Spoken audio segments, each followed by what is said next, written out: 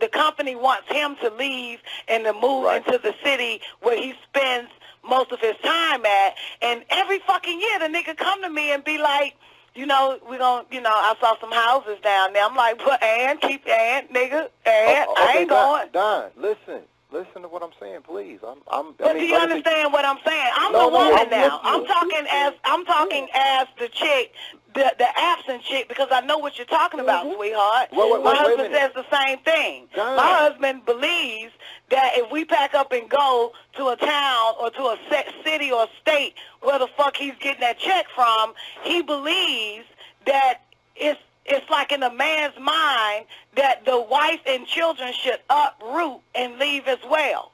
But, nothing is indefinite. So you could be there for 3 weeks and have to bring your ass back. Well, that's why I'm telling you, and I'm with you, Captain. I'm with you, Captain, because that's the same thing with my husband. This motherfucker would come bring me pictures of homes and shit. I'm like, you might as well get that shit out my fucking face. Okay, but here's you might as well get the shit out my fucking. I ain't leaving. I'm not going to that motherfucking town. Okay, what happens later? What, he gets a contract, a 2-year contract with them niggas. The contract is null and void within a year. And now what? Okay, but here's what. Women will avoid. Just listen to just the things that I've said. There are many women listening to this broadcast right now that would say, I cannot deal with that. But I am responsible. I am there. I'm the guy. I'm him. I did it. I'm the guy. But I can't deal with that aspect of following him. That's what I was trying to say all along. No, I don't think it's her dealing with the fact that she can't follow him. Okay. The thing about it is, let me tell y'all this, okay? One thing that men hasn't, again, you got to study the woman. A woman is like a cat. They don't like to be moved from place to place. They don't like that shit. I'm telling you now, okay? I understand we don't like to be. We don't like. Listen. You don't understand. Just shut up and listen. I want you to understand the way women are. Okay, for one, so you'll understand it has nothing to do with leadership or following. Okay, it's the fact that when a woman has planted her foot solid in a place, whether it's with you or not, is that an abruptly move based on finances and all of that is because she's like a cat. She doesn't like to move. Okay. She doesn't like to unless she's guided to move the family on her own. You follow what I'm saying? My so it's point, a little bit. Don. No, we're talking about established men, sweetheart. I want you to get unestablished niggas out your head for a minute, because all I know is established niggas. I don't even know an unestablished motherfucker. I want you to get that out your head, because I'm talking about established men. My husband is an established man. Okay. And like I told you several times, my father is as well. Okay. His job picks up and go, and he has to go and stay his ass, whether it's in Maryland or New York, and my mom ain't leaving Atlanta. Okay? The only thing about it is, like I said, women don't like to fucking relocate. We're talking about stability, and I want you to understand it has nothing to do with whether or not we would love to follow you. It's the only thing is that it's something in our nature that doesn't allow it, and that doesn't allow it. We like stability. If you ever had a conversation with a chick, she would tell you, I don't want to leave. But you just I don't want to leave. You just said the only way you would want to move is if you could do it yourself. This is something I was have been planning to do for a minute. This is coming from the book, The Mothers, and it's chapter 4, Matrilocal Marriage. And the reason I wanted to do this on matrilocal marriage is because when I was glancing through it, it reminded me a lot of the Black community and our patterns. Because when I look at things, especially when I look at culture, I look at human beings, I look for patterns. I don't look for things to be exactly the same way with the exact same story.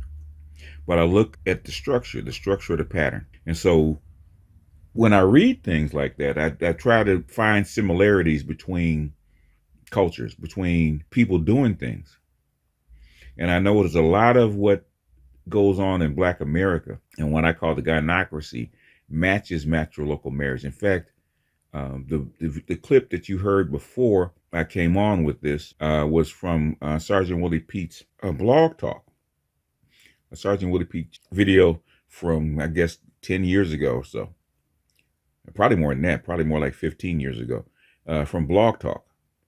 And she was talking about how black women did not follow their husbands when they had to work and follow him. If he had to work out of state, she didn't pack up the kids and move them, and they refused to because they were comfortable where they were, which is very similar to what they say matrilocal marriage. So we're going to kind of go through this. I hope it doesn't take too long. I kind of marked up my sections so I don't have to read the whole thing because he goes into great detail about comparing. Oh God, he must have given like at least 50 different examples of a matrilocal marriage from indigenous tribes, as he calls primitive tribes. But he says matrilocal marriage is a very, very distinct feature in primitive tribes. A lot of primitive tribes, as he calls them, or indigenous tribes, as I call them, practice matrilocal marriage. But without further ado, before we go too far into it, because we're like 3 minutes in, if as may be reasonably presumed, human social groups developed out of some form of animal family. He always says that. They had their origin in a type of association differing profoundly from that which is called to mind when the dictum is cited as the family is the foundation of society. The term family, as used as that dictum, is usually understood to connote a group consisting of father, mother, and children. It is round the father that the group is formed. He is the provider and protector of his family. The constitution of the family, in short, patriarchal, there exists nowhere in the animal kingdom, not excepting the higher anthropoids. Anything analogous to such a patriarchal family. In no instance is the father the provider and the protector of the group. He's talking about the animal kingdom, not talking about human beings. The father is not an essential member of the group. If not, as often as not, may be absent from it. The animal family group consists of the mother and her offspring and centers around the former. Is that not the black family? The position of the mother and that of the woman generally in most societies of lowly cultures does not correspond to that occupied by the wife in the typical patriarchal family of historical cultures, and approximates that which is occupied by females in the animal family group. The term is not very fortunate, for it implies a principle of domination, which, while it is conspicuous in the constitution of the patriarchal family, it is not an essential feature of that of the family in lower cultures. In other words, patriarchy or the father rule is not organized around a patriarchy, what he called indigenous culture.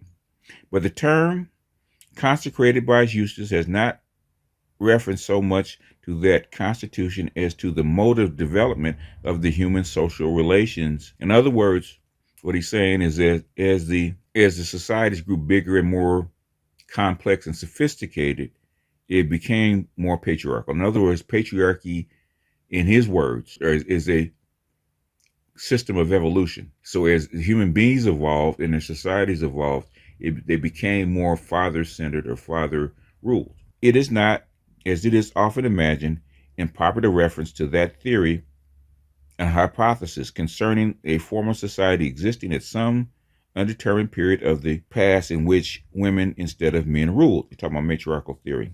The matriarchal theory of origins of social origins sets forth a definite alternative, and the only possible alternative, to the equally definite patriarchal theory of social origin. The latter postulates that the human social group has, from the first, been patriarchal in organization and constitution, that is to say, has always been centered around the male as provider and protector of the subordinate women and children. The issue at stake, as between the upholders of patriarchal theory and the upholders of matriarchal theory, is whether that postulate is or is not justified by facts. If human society did not develop out of a group in which the male was dominant, as he is in the historical patriarchal family, there is no alternative except a non-patriarchal family, or as it is called, the matriarchal theory of social origin. In other words, what he's saying is that the way they define matriarchal theory or matriarchy is that it is non-patriarchal. So if it doesn't meet the definition of patriarchy, by his definition, according to matriarchal theory, anything else has to be a matriarchy. That has been quibbled about. At what point does a society as organized become non-patriarchal. And that's something that we're struggling with right now. Now, we're going to skip past some of this about patriarchal theory that's assumed by pictured in the Bible or the social conditions of human beings. And Reefall disagrees with that. The hypothesis upon which the patriarchal theory is founded is a contradiction in biological facts. In other words, there exists not a trace of a patriarchally constituted family led and dominated by the mature male among any animal species. In other words, if you go by evolution, then the patriarchal theory as denoted does not exist.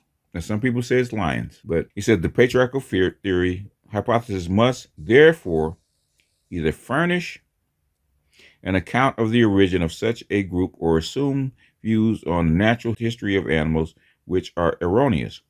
Few anthropologists, unfortunately, have been biologists and have therefore found little difficulty in adopting the latter alternative.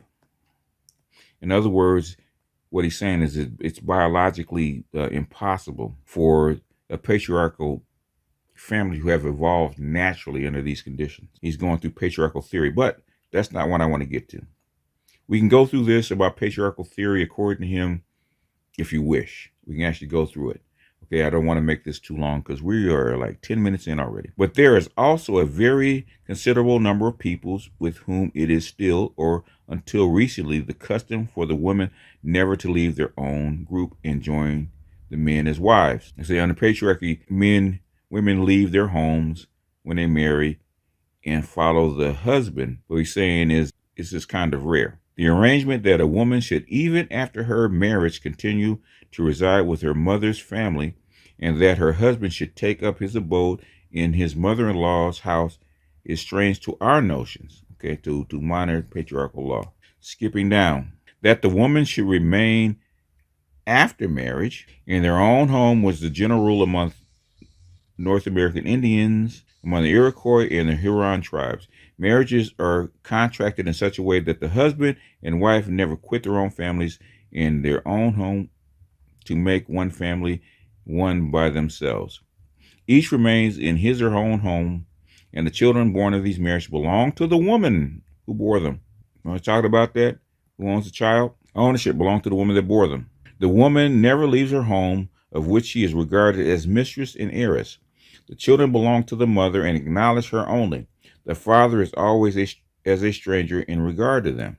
When in the 16th century, the Cayuga tribes were becoming almost extinct owing to the constant warfare, they sent to the Mohawks requesting them to supply them with a number of husbands for their women, so the race which counted its descent through the woman only might not be extinguished. Here's one, and I've heard this before.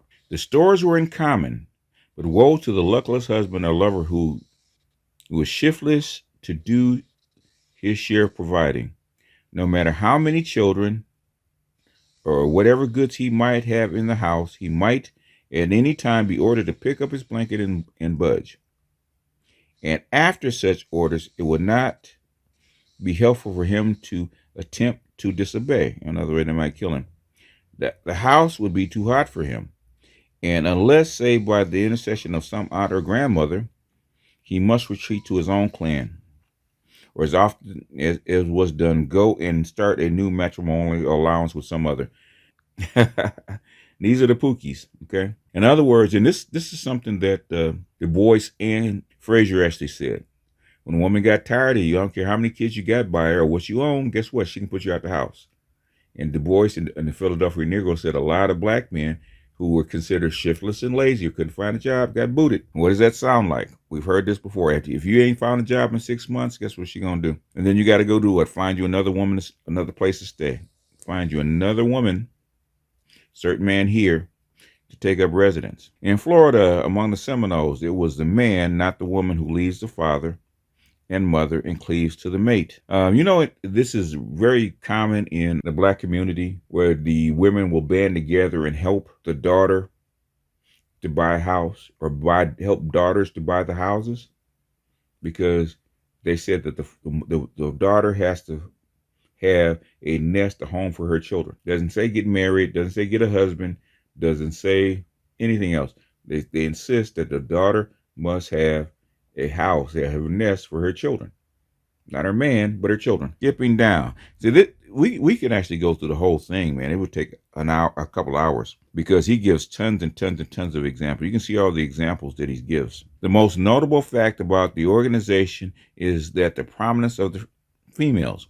The social unit is the maternal clan, defined practically by the consanguinity of birth from a common line of mothers. In other words, they trace the line of the children through the mothers.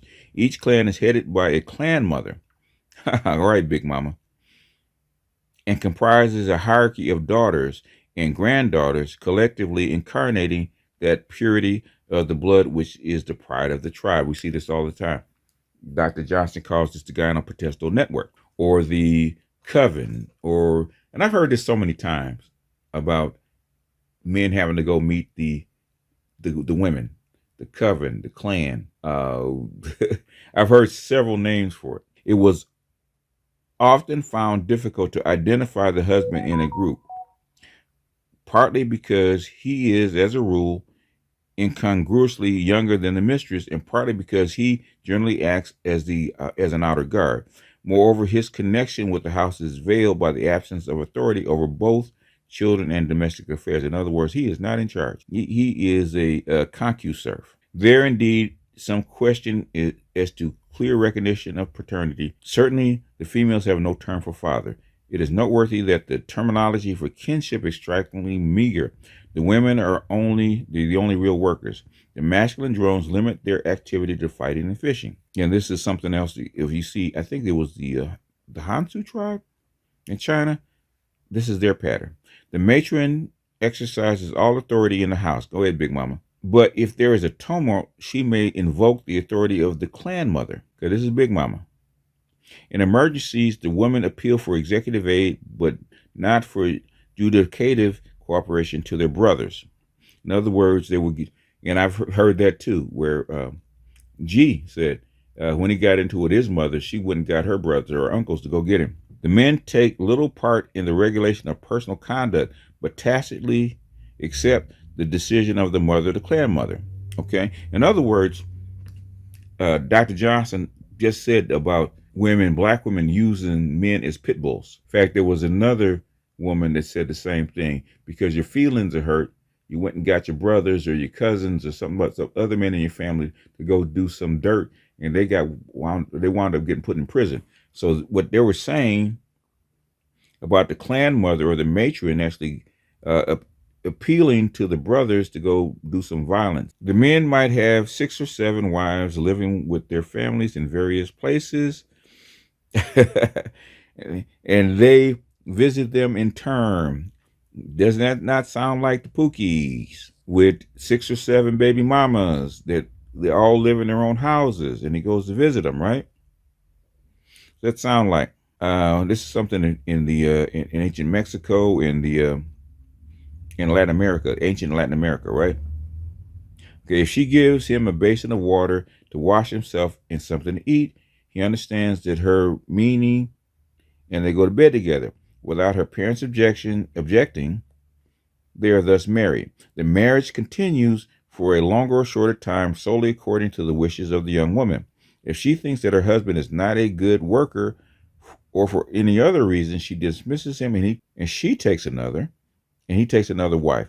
This is insert man here. It's happened a lot when grandpa, we heard about grandpa and grandma have 2 or 3 kids. He goes to fields and he works and stuff like that. And at some point he gets displeases.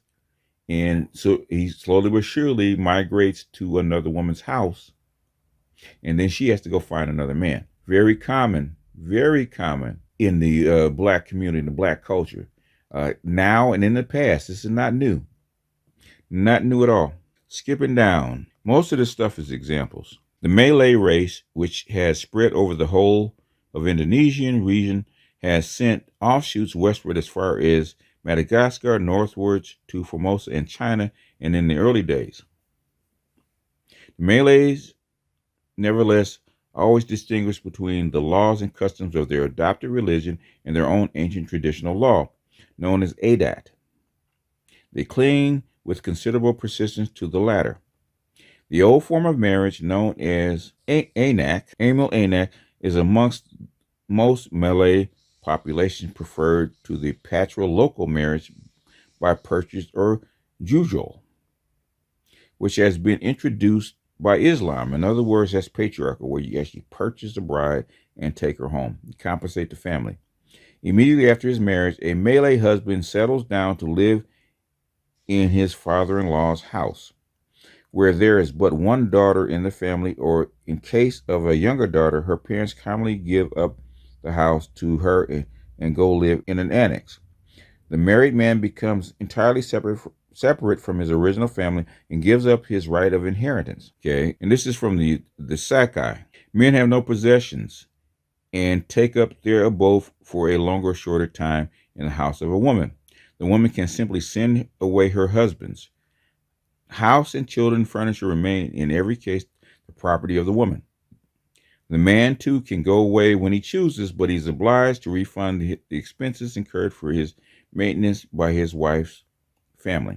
In other words, if they paid to maintain you, you got to make it right. You got to compensate. But I think these are just examples. He got tons of examples. I'm just going through a few of them. Just go through a few of them, and he's going to get to the meat. But anybody looking for examples of what a matriarchy is, or what he believes the ancient matriarchy is, okay, he gives tons of them. I'm just not going through all of them to shorten it up for time. It is thence natural to infer that the habitats of primitive humanity, okay, let me go back.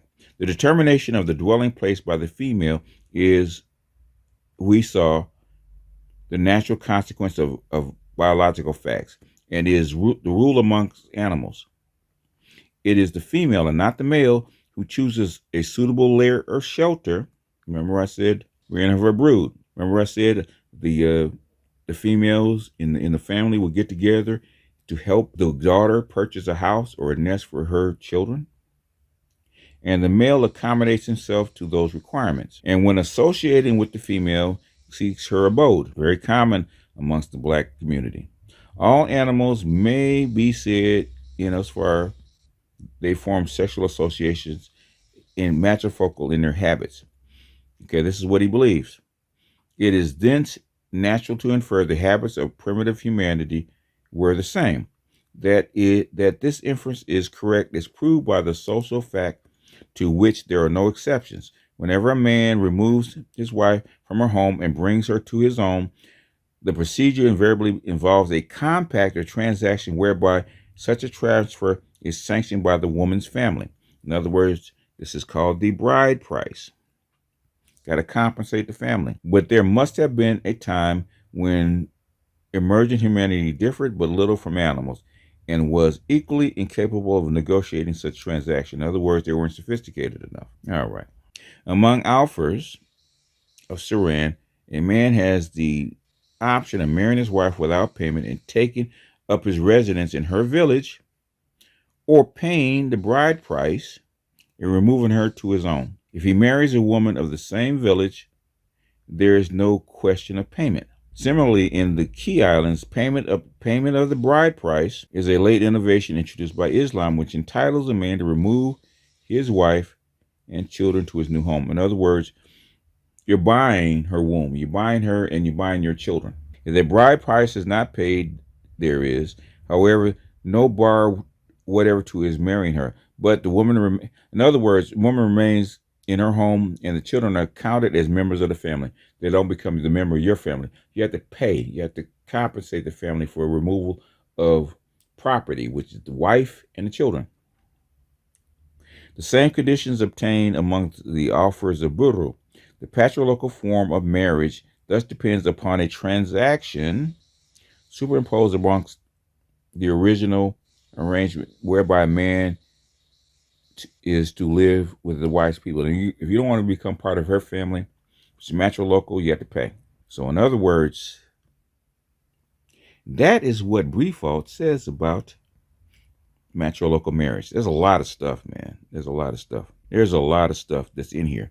But I am not going to delve into it. I think the next one I'm going to do on this one, which is interesting, is the maternal clan. I think that'll be interesting. I think that's the next one I'm going to do for this one. Do the maternal clan. I think that'll be interesting.